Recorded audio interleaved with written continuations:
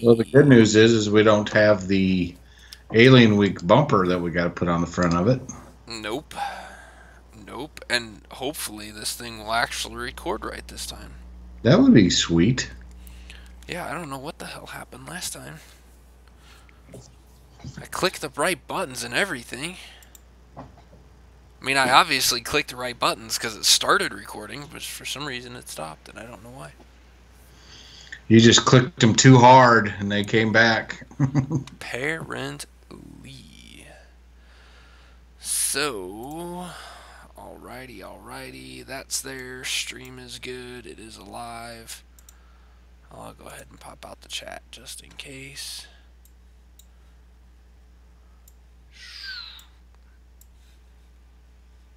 Put that right there. Then we'll do that right here. Okay. You got any fancy announcements you want to throw out there? Other than Comic Con, I think, That's all I got. yeah, I can't think of anything else. Okay. Well, then let's get started. Is that your radio voice? Something. It is something. Alright, here we go. We're going to start in 3, 2, 1, go.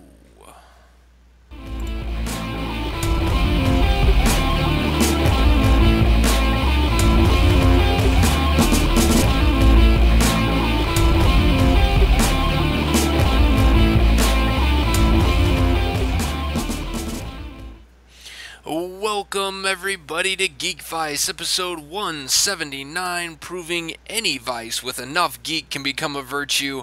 My name's Morph, that man's Kip. Good evening, Kip. Good evening.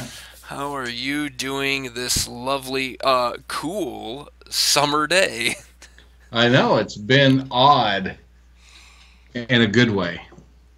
76 degrees on June 25th is not a bad day. No, it is not. And yeah, it's been a pretty good weekend. Yesterday wasn't too bad either, so that was it's been a good weekend. Last week I guess was a little warm at times, but overall, like, so far, knock on wood, this summer hasn't been too terrible. Which No, my most actually, part I didn't die, so that yeah, was good. that's always a plus. Yeah. Yeah, we I don't know, I mowed the yard this morning. Did you mow today? No, Friday. Oh, Friday. Yeah. Yeah, I ended up mowing this morning. And it was actually, the grass was still pretty wet from dew this morning. Or a little bit of rain. Apparently it rained a little bit, down in the southern side of the county last night, but not much. So, um, Sweet. yeah. So we got that going for us. You got anything fun that you've done this last week? Hey, I do have a question for you. Have you played this game yet? I have not played Witch Slapped yet. I haven't. I even got the spinner dials to keep track of the score, but I have not played. Yeah, I haven't played it yet either, but I did go through and read the rules and go through and open up all the cards and play them, and this is so super cool. Like, this looks like a lot of fun. I can't wait to play it. I'm gonna try to convince. I'm gonna try to play it this week. I don't know if I'm gonna be able to get it in this week because Reese starts soccer practice this week. So that means that there are a lot of times filled up. But man, the artwork on this thing is just awesome, and I love the way they've done the cards. Not just the artwork on the cards, but the um, like, just, they've used both sides of all the cards. Like, the only cards that are like playing cards are the cards that you're going to be holding in your hand.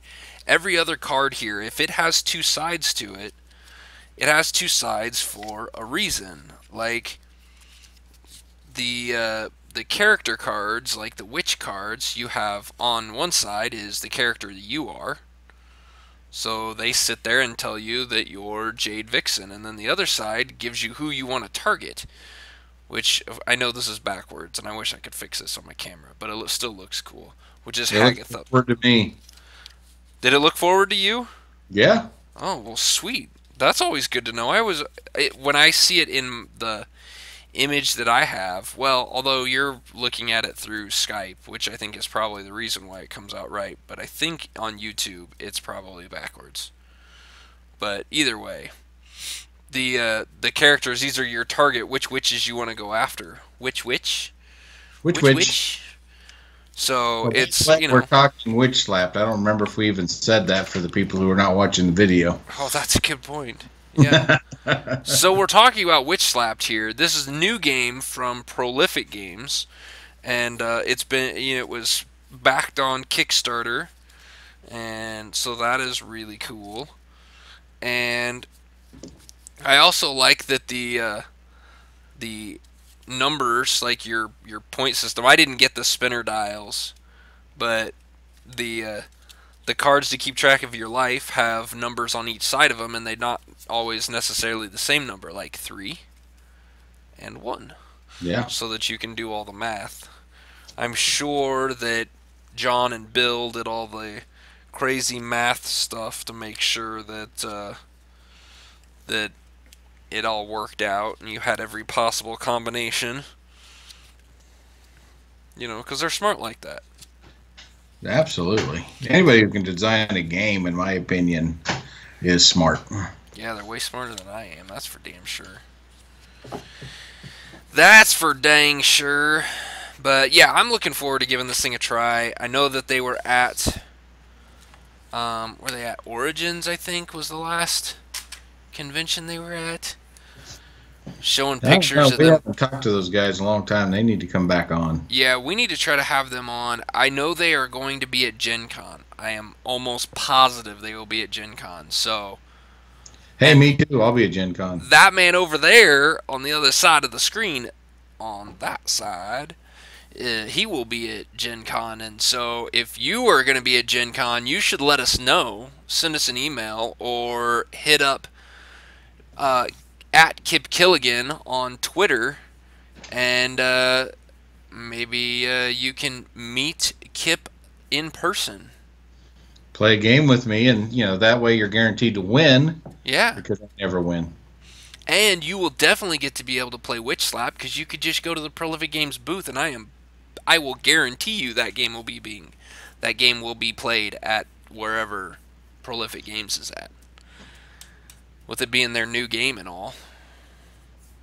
Absolutely. So, yeah, definitely go do that. I guess some other announcements that we need to do. Maybe we should talk about the comic book convention that you and I will both be at, along with the rest of our podcast arcade brethren. That is Comic-Con in Omaha, Nebraska, but not actually in Omaha. It says it's in Omaha. Well, it's Comic-Con, for God's sakes, but it's actually in Council Bluffs, just right across the river, at Mid-America Center, July 7th, 8th, and 9th. Have you already purchased your tickets? I have not purchased my tickets yet. You have. Yep, I did. I got Friday and Saturday, so. Oh, okay, so you're going up. You're going to be there all day on Friday, then? Well, not all day, but probably all afternoon. Okay, cool. Well, I will be up there. I will be getting up there later on Saturday after the convention is over, or later on Friday. I will be getting up there on Friday, but I won't be at the convention on Friday. I will be at the convention though all day on Saturday. So sweet. I'll be there. It's going to be strange having everybody there. That'll actually be good. Getting Morph out of the house is like, an act of Congress. So that was something good. It does. It does take an act of Congress, especially to get me to a convention that is outside of my state. So Like, Heck, get you to come to the one that's in your state. So, it's not in my state either. It's in Missouri, so uh, let's. well, just like Okamacon is in Iowa, but it's Omaha, Nebraska. So, Yeah, yeah. Um, yeah, come up and see us up there in Omaha or Council Bluffs, either one. And on July 7th, 8th, 9th, come see us. You can, if you get up there and you want to know how to find us, just look for the Podcast Arcade Lounge, because that is where the Podcast Arcade will be, in the lounge that is named after us. So, can't miss it. that's right. I'm trying to talk members of the Podcast Arcade into playing Space Cadets while we're there.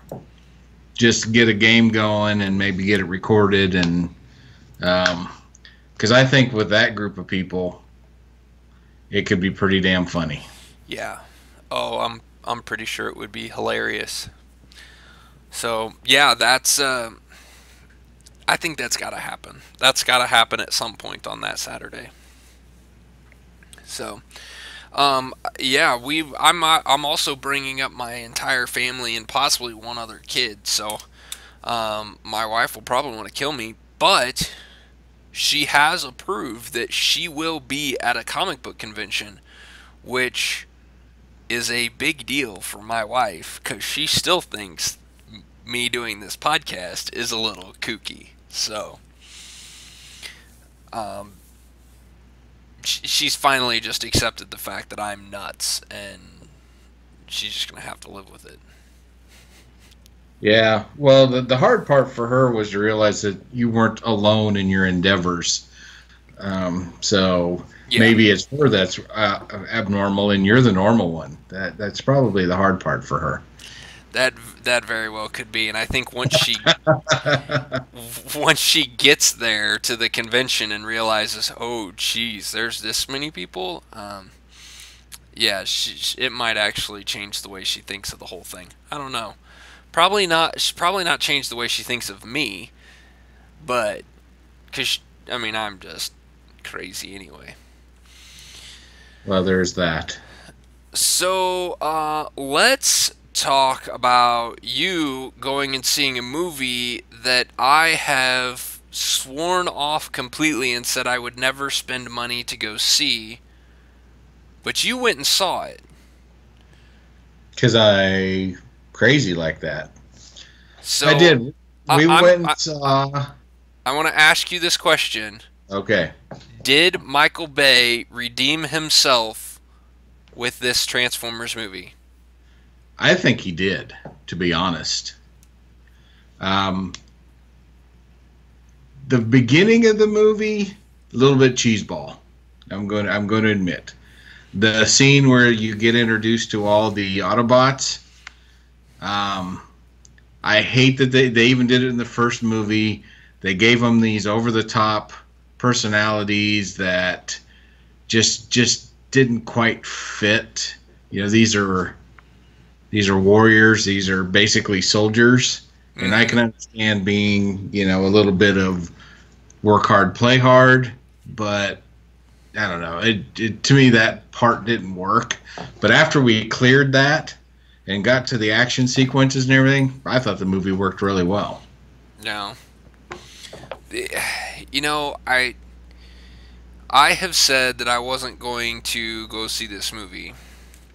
I have said that I would not see another Michael Bay movie until he proved to me that he can make a movie without sucking. But my wife made the comment last week that she kind of wanted to go see this movie, and she wanted to make it a date night for us, and I said I couldn't tell her no, because I like going to see movies with my wife, and I've seen some bad movies with her before, just so that I could go to the movies with my wife. So I might be going to see this. However, our weekends are so full with stuff, I don't know how that's going to happen, but maybe, just maybe, we'll be able to get it in at some point. Well, I think you guys should at least try to make the effort. Um, I think so many people, myself included, almost didn't go see this movie because the one before this was so bad, and the one before that one not good. So it's like fool me once, shame on you. Fool me twice, shame on me. Yeah. Uh, but I fell for it went because the trailer was so good. But you know what? I thought it was a good time. I thought it was worth price of admission. In fact, I would see it again. Ooh. So there you have it. So here, Thinking something's wrong with Kip. He has bad taste in movies, and that may be. But I was entertained, and I'd see it again. yeah, and so here's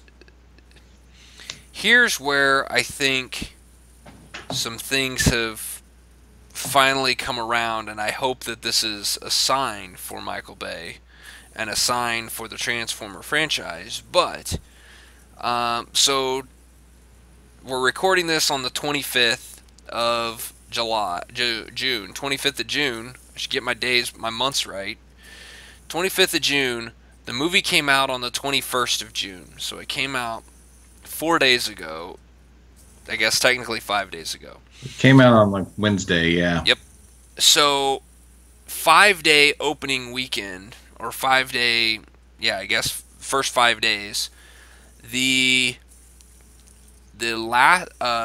Transformers Dark of the Moon, which is not the last one, but the one before that, was the last one that opened on a Wednesday, and in its first 5 days, it made $162.6 million over the first 5 days. Domestically. Okay. This one, $69.1 million. Yeah, and I think that's $100 million. That's $100 million difference. And I think it's because the last movie, the first Mark Wahlberg movie, was so bad. And it was awful. I mean, it was flat out terrible. I watched that movie, and that's what swore it off to me. I said I wouldn't go see another. And for that, I never saw Teenage Mutant Ninja Turtles 1 or 2 that Bay did. I have not watched a Michael Bay movie since that movie came out, since I watched it, and was so disgusted by it. Well, you need to let it go because this one's actually worthwhile. You're not going to walk out and go, man, that was the best movie of 2017 or anything stupid like that, but you're going to go, redeemed himself. Not as good as the first one, but better than the rest. All right. So can you? I know we probably don't want to spoil it because it's only been out for 5 days, and I know that there's people that actually enjoy these movies and will want to go see it and don't want to be spoiled. So we'll try not to spoil it. But can you give me one thing? Is Optimus Prime a bad guy in this movie? At any point, is Optimus Prime the bad guy? So short of a time that you could almost say no. Okay. Because the trailer made it look like he was a bad guy, and when I saw that, I was already pissed. Yeah. Because Optimus Prime is like Superman. He's supposed to be the Boy Scout, the uncorruptible, the does everything right, no matter what. He is always going to do the right thing, no matter what cost to himself. Well, he was overridden by the Maker. And then kind of forgotten for most of the movie. And then he came back for the final battle sequence. And then his evilness didn't last very long. So he's not in the movie as much then? No, he starts off in the movie and in floating through space, picked up by their home world, Cybertron, and the Maker's there, Quintessa. Does that sound right? Yeah, Quintessa. And she basically overwrites his programming, I guess you could say, to be, must destroy Earth so Cybertron can live. And then we go back to Earth, and now we're running from the feds and the army. And does Mark Wahlberg save the day? Well, yes. In his underwear.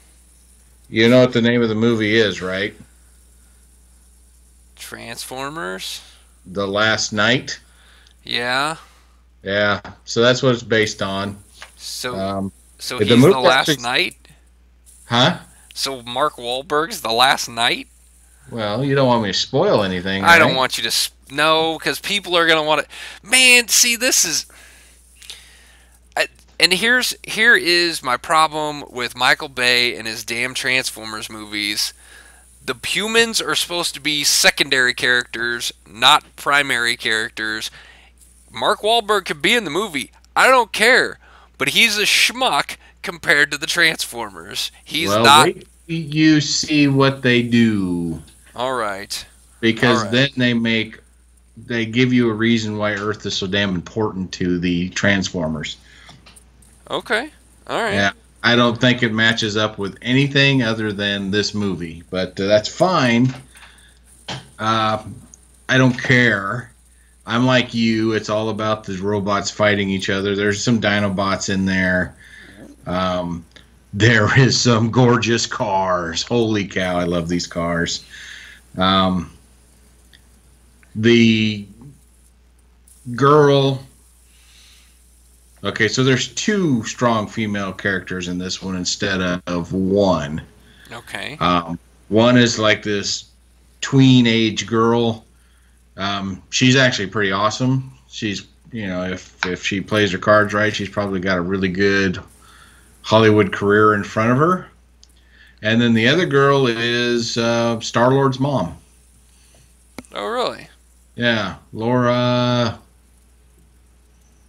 forgot the last name. I don't think that's her last name. No, it starts with an H. Laura Hudson or something like that.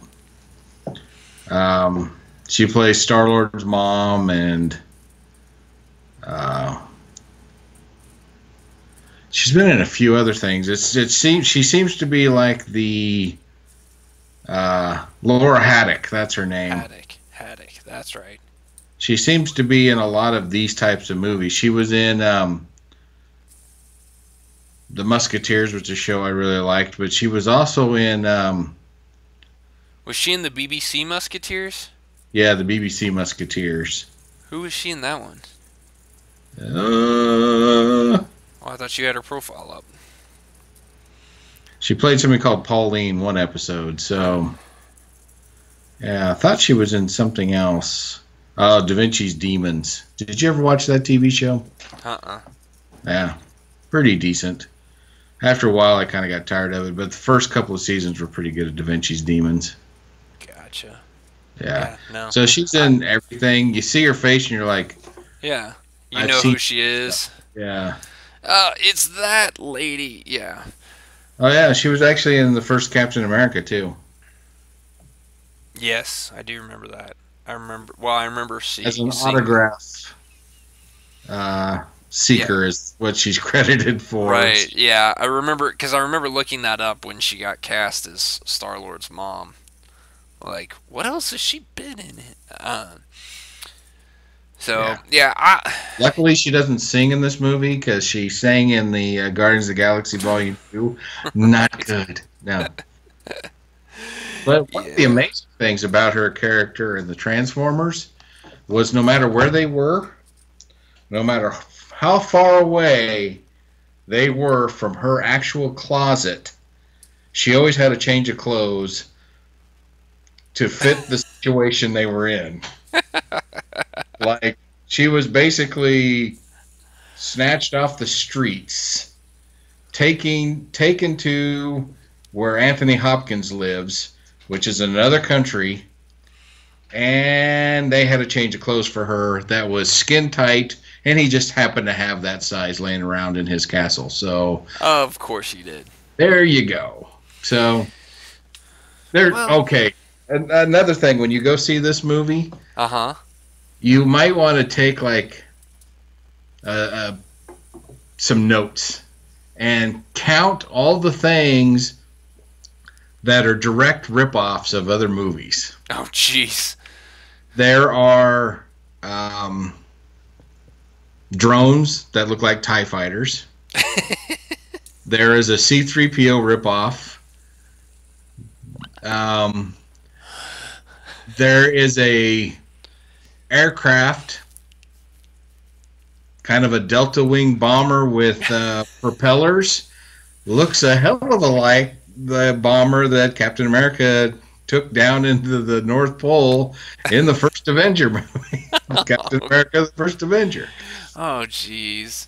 I'm sure people who know their canon probably would have seen more of things when, oh, that's from this other thing and this is from this other movie and this is from, Right. but those are the ones that I noticed in my limited Oh, that's funny. ability to catch things. Is like, hey, those are TIE fighters. Hey, that guy's C-3PO. Hey, it's the bomb from Captain America. That's gonna be funny for the Easter egg guys on on YouTube. That'll just go through the movie and pick out all the Easter eggs like that.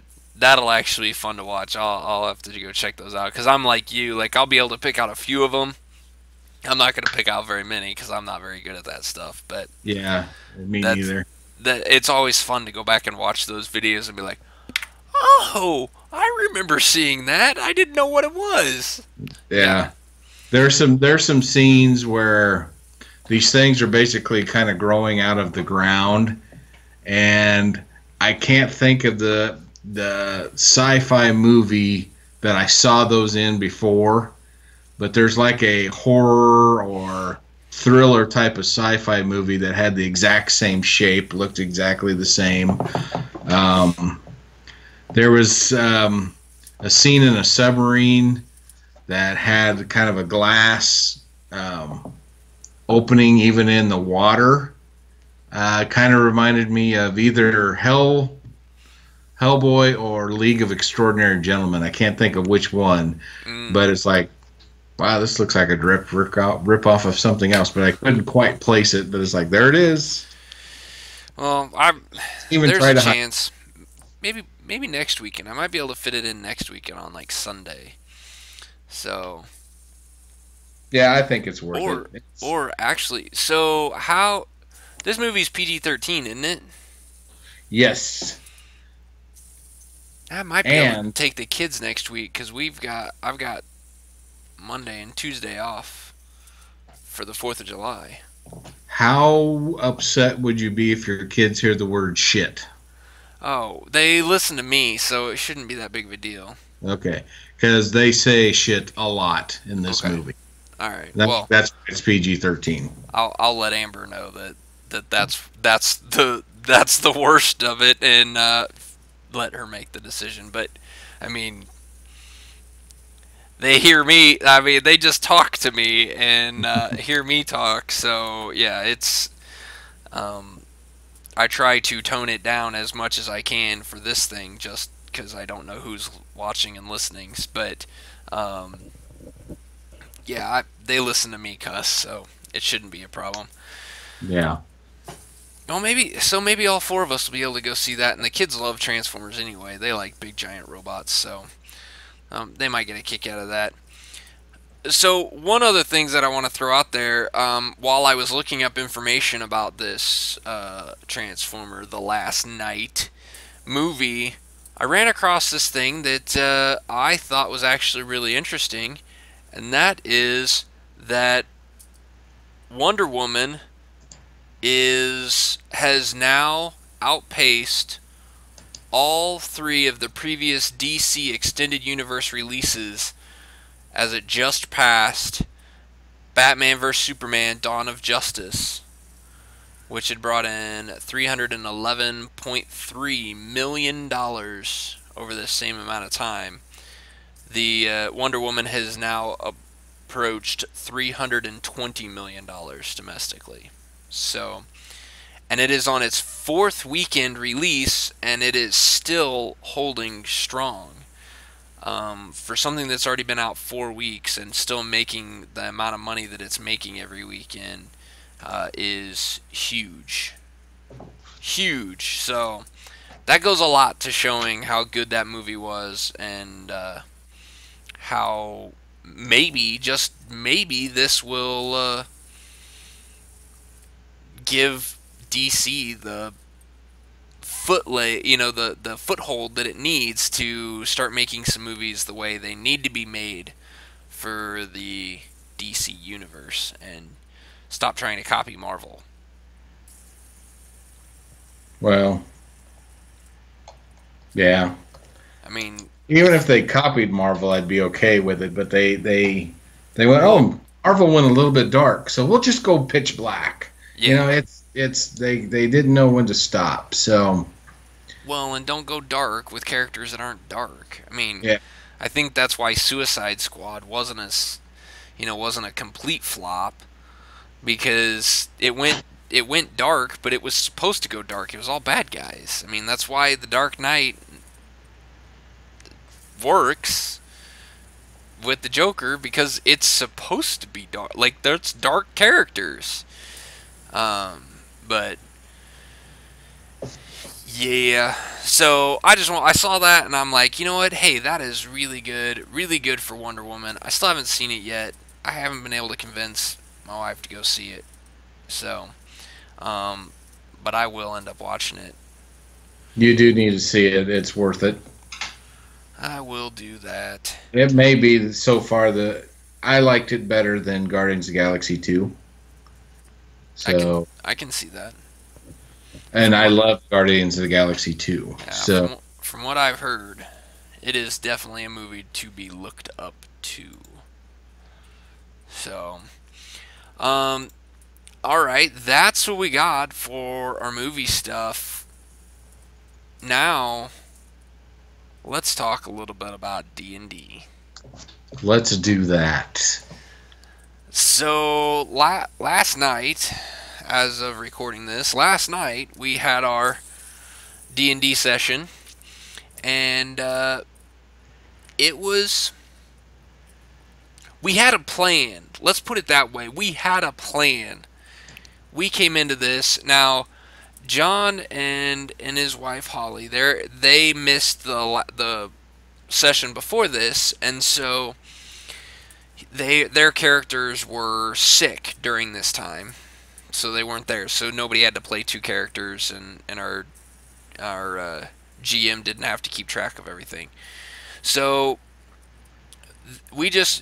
they got some food poisoning or whatever, and were in the shitter basically the entire time. So we ran across this um, almost like warehouse space for caravans to stop, dump off supplies for a road that's getting built farther north in our area. And without John and Holly there, we had a pretty good plan and figured some things out and actually moved forward with what we thought was okay. We set stuff up to work. What we thought was going to be a perfect plan. We were going to wait for the middle of the night. We could sneak into this room, find a trapdoor, and get into either the tunnels or this extra storage space or a bunker or something. We weren't sure, but we figured out there's a trapdoor, and we just have to find it. So, fast forward to last night. We have all of our party there. So all of our characters are now well. And I think the absolute best moment was when you dropped the bomb that we needed to kill somebody, and with the dead straight face and the look on my face, which I did not plan because I didn't see it coming. That was pretty funny. That the person who manages the character, the NPC that manages this little warehouse space, actually killed Kip's character's family. He So did. he was on the hit list. Yeah. And since I missed the week before, nobody knew this guy was on my list. Yeah. It was great. It was Yeah, it was priceless, and I mean, I was all ready to kill him, but I was willing to help you out because I understand your situation and your need for vengeance. I'm okay with that with my character, but I was a little like, how are we gonna do that? Because I don't think he's a bad guy here. I think he's just running this place. So I wasn't sure how that was actually going to play out. And you seemed to be okay with the fact that we were going to roll on and possibly not do it until we decide to role play. Everything was going as planned. We had it all worked out. We knew what we were going to do. We were going to sneak over to this room across this big courtyard area, 2 by 2. The first two make it. The third person made it. The fourth person did not make it and got caught. Yeah, because it was supposed to be a basic seek out and search kind of a deal, stealth checks, We were only supposed to fight these other creatures that show up in this room we're supposed to be searching, but we never made it. Because you guys made it so much noise that you woke up the rest of the inn and we had to fight them. Yeah. Well, here's the beauty of it. So Aaron's character makes it to the room, but the next character behind him makes so much noise that it brings the guards out. So there's, hey, what are you doing? And their story was such crap. And they rolled poorly on their deception check that it was laughable. I don't think I laughed this hard at it during a D&D game in a long time. God, and it was fitting because you have the two most uncharismatic people trying to be deceptive and charismatic. So, I mean, it was kind of fitting. I mean, it was really fitting, but man, was that a pain in the ass. And it ended up getting us into a much larger fight, and almost actually did take one character down. Yours? No, mine did not go down. I had Julie's, yeah. I had 3 hit points left. Julie did go down, but she only went to 0 and basically was able to. She was able to get out of the fight. Basically, you killed the last person right after he dropped her to 0. So that was a very, very close deal there. Okay, so to set it up for everybody, there's these 2 rooms that have all these crates in them. And then in the second room is where the bad guys' crates are. But we noticed the floor is different in these rooms, so we're thinking there's like a trap door or something going down into either another storage area or tunnels or something. So we decided to sneak down there and check it out. So when they get caught, their story was, I left my purse in one of the crates and I was just retrieving it. And then to add validity, where we'll use the word validity, to the story, Morph's character takes his own purse, walks out of the room and goes, oh, here it is, I found it, let's go get something to eat, knowing full well the cafe is closed because it's the middle of the night. Yeah. It'd been easier if you two would have just, acted like you were caught in a romantic tryst or something. And honestly, I didn't even think of that as an option. Honestly, this caught me, like, it was our fighter who is actually not terrible at stealth and has worked really well in this situation before, and it just didn't we rolled poorly, but on top of rolling poorly, we didn't leverage our advantages the way we probably should have. But No, that's what made it so much fun, and I think that is kind of in the aspect of this thing, that is what makes D&D so much fun and what I enjoy about it. And it's something that you and I have talked about on here before, that you watch these videos of people, you watch people like Critical critical. Hit and Critical Role. Critical Role is a podcast form, but these guys are so into their characters and they role play them. Critical Hit is a YouTube series done by Geek and Sundry with voice actors, and so they're professional actors. They get into their characters and they role play their characters and they do it really well. We don't. Nobody at our table has ever been very good at role playing. But I gotta say, even though we failed at it this time, I thought we role played really well. We did. We did. Well, you guys did. So this is what happened to my character. Well, you got locked in a room. Me and one of our rogue in our party were the first ones to sneak across, and we did it fine. We made it into the other room, and then all hell broke loose. And I thought, you know what? Before this gets too far out of control, let's at least stay hidden and search the room and see if we can't find, if we find the tunnel, then maybe it's a quick escape for everybody. So we go, me and her name is Joe, her character's name is Joe. Yeah. She checks to see if the door has any traps. She rolls poorly, so she saw nothing, but went ahead and said, yeah, it's fine, walk right on through. Well, in her defense, we had been in that room the night before already, and there weren't any traps there. So, I mean, my character does not know this. That is true. So he walks through the door, nothing happens.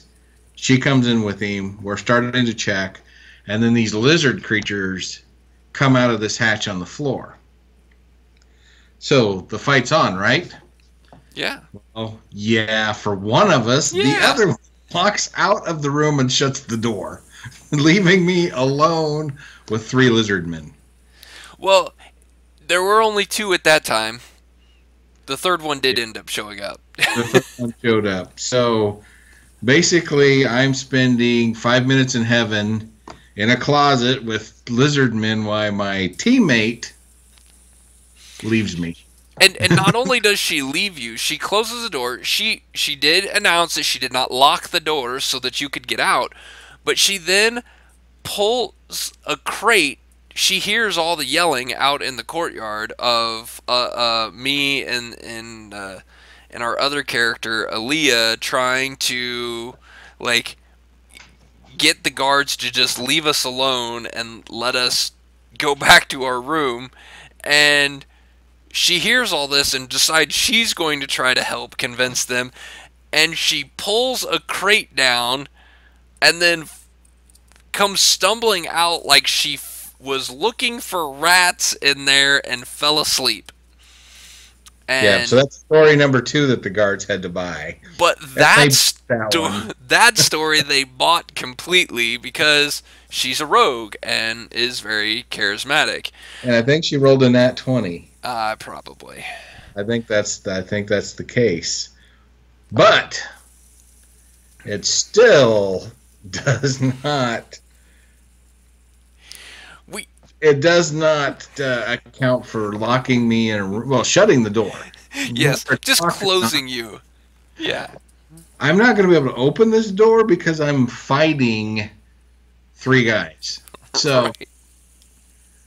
Luckily, my half-orc barbarian packs a big punch and kills 2 of them rather quickly and makes the 3rd one run away. So that actually worked. But if anybody's looking for a half orc barbarian to join their crew, I am available. This crew sucks. Yes. Oh, we butchered it bad. Um, I when when they decided the big guy in charge decided he was done listening to us and basically drew a his battle axe and started walking towards our rogue. Me being the monk, the fearless monk, decided to step in his way, and all I was trying to do was bide time because our barbarian is in the other room that I really wanted to come out. This was the guy who killed his family. I was going to let him fight him. So I was just trying to bide time. Apparently that message did not get across to the rest of to our spellcasters that decided to start throwing breathing fire and shooting bolts at these Which at the bolts? Yeah. at these two the two bad big bad guys. So it ended up being a great night of D&D. It was probably Brad even said it. Our GM even said it when we were done. He's like, "This has been the best night in a while." Like that was not only was it fun, we role played it well. We failed at role playing, but we failed at our roles, but we role played well. We tried to work out a solution without just going in fighting, and like that, I thought that was really good. It made it a fun night. We laughed, we cringed a lot. We rolled a hell of a lot of dice. Oh yeah, but in the end, we were able to take out all the bad guys.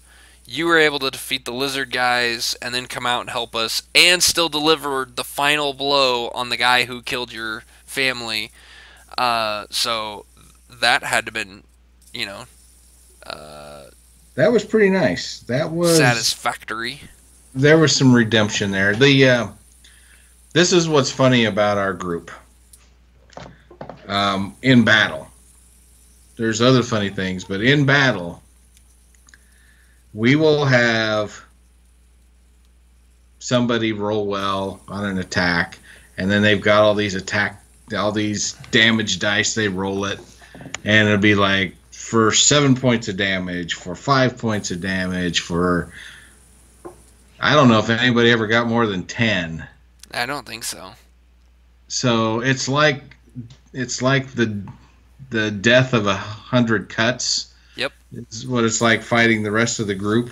My guy comes in 23 points of damage, 18 points of damage. It's like I am definitely the tank of the group. Oh yes, you are. But it's fun. You are the heavy hitter, which is different from what you were the last time we played. So your last character wasn't necessarily the heavy hitter. No, he was more of a. He did some damage, but nothing along these lines. When this guy decides, when I finally roll something where they're darn, and he actually connects, it does some damage. Yeah. It's a lot of fun, but it's just great. You know, the last two fights we got into were where I was actually there. I've been split off somehow, and I'm fighting like a bunch of something while the big bads are handling you guys who can only do 5 and 7 points of damage at a time. It's like we keep getting this backwards. You guys should be handling the small guys, Right. but it ends up working out. Yeah. It's a lot of fun. If you guys haven't played D&D, if you haven't tried it, you should definitely try it. Just try it once. Um, there's all kinds of different things out there that'll help you find a GM to run just a little campaign or even just a one shot. Try it out because it's a lot of fun. It's a lot more fun than you think, and just the socialness, the laughing at each other, the getting into situations and laughing your way through it just makes these for so much fun, and that's why we wanted to talk about this specifically. This one, um, I'm gonna try to write up a little thing on it. I need to do that to a lot of our sessions and get them up on the website that we have for it, which is a public website. So I will. We've been talking about adding more content to our blog, so um, that's one of the content that I'm going to try to get on there. Is try to get that up a little bit more often as I kick the desk, make Yep. my make everything If shake. you got a group of people that you get along with really well, I'd recommend trying to get a D&D game going, because our group, sometimes we speak totally in movie quotes. Yep. Sometimes we just sit around and make fun of each other.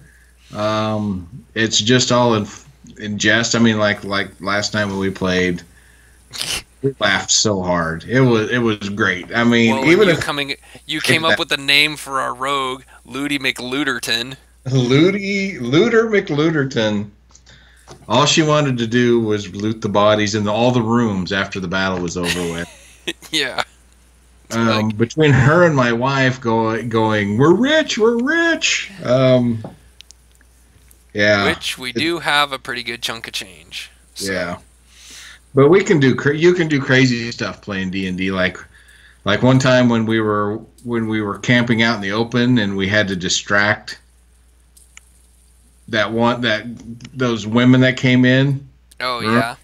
And so it was like, go over and talk to him, kind of distract her. And remember, my character walked up and goes, did you get your tickets? Tickets to what? To the gun show. So it's just one of those things you can have a good time with. And if you will laugh all night. It's great.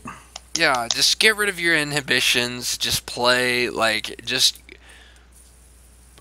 if pretend. You suck at role, nobody cares. Yeah, play pretend like you did as a kid, and don't care if if it's serious or not. Like, just have fun with it, and it turns the game it turns the game into a lot more fun than people realize. So that's what we've got for tonight. You got anything else you want to throw out there? Well, I hope people make it to Comic-Con. I hope to see a lot of people there. Come by the podcast lounge. That should be a good time. Yeah, I think that's the big one. Is I hope to see some people there. Yeah, and the podcast lounge is going to have it's going to have a lot of, it's got a whole area set up specifically for podcasts to record right there.